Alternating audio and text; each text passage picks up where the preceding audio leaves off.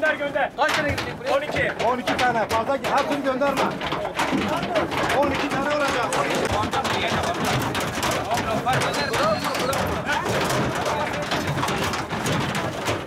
Gel içeri.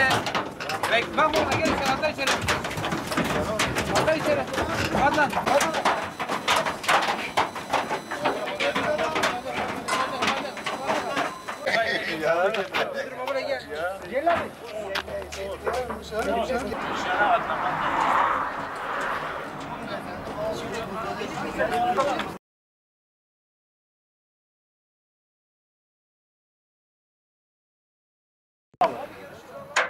Bakanlığımızca 6 Şubat 2023 tarihinde meydana gelen depremden sonra tespiti yapılan, hayvanlara ölen, telef olan çiftçilerimize bugün itibariyle hayvan dağıtımını başlatmış bulunuyoruz.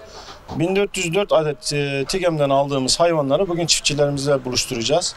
Toplamda Adıyaman ilinde 11.213 adet küçükbaş hayvan dağıtımı, 1090 da büyükbaş hayvan dağıtımı olacak.